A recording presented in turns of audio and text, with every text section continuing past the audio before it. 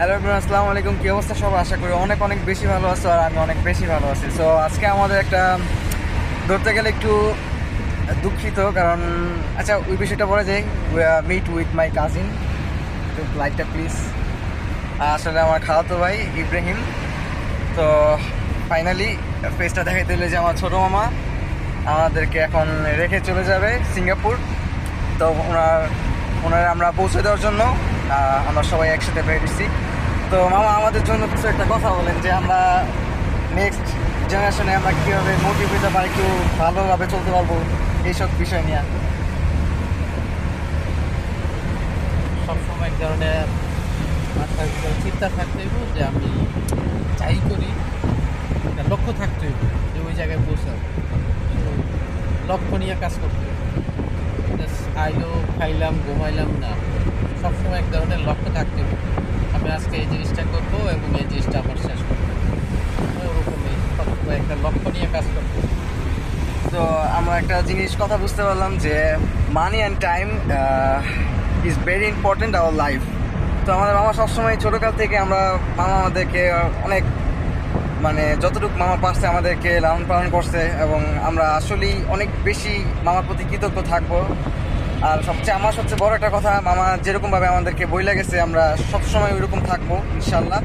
আর মামা যাচ্ছে সম্ভবত 2 বছরের জন্য, চাইলে এমনি ছুটি নিতে পারে। তো 2 বছরের আগে মনে হয় আর আসবো না, কিন্তু আমরা মামার কাছে ওয়াদা করবো যে আমরা 2 বছরের ভিতরে মামা আমাদের আগে যেরকম দেখে গেছে ইনশাল্লাহ এর থেকে বেটার আমরা আরও থাকবো ইনশাল্লাহ, চেষ্টা করবো ইনশাল্লাহ, আই হোপ। ইনশাল্লাহ। তো দেখতে থাকো নেক্সট পার্ট আস্তে আস্তে, ঠিক আছে? গোয়িং।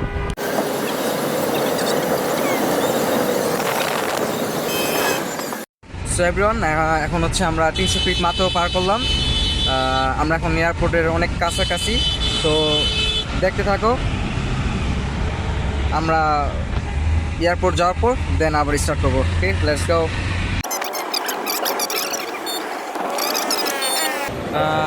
Gate number 3। তো তোমরা আসলে সব দেখতে পারো। সো আমরা দেখাচ্ছি।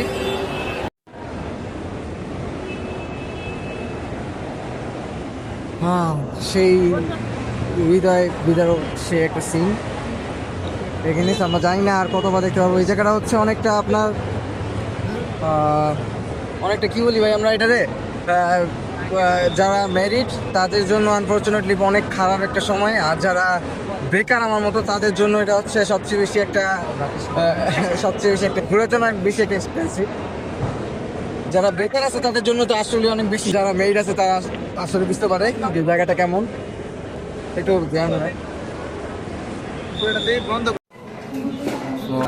টার্মিনাল 3, টার্মিনাল 1-এর লাস্টের একটা যে প্লেস আছে প্যাসেঞ্জার ওয়েটিং প্লেস।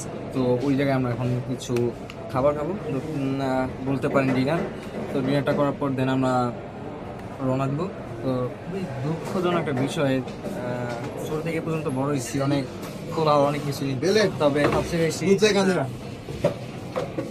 বেশি একটা জিনিস আমাদের মিসিং করছে। জিনিসটা হচ্ছে আত্মীয় স্বজনের ভিতরে কেউ যদি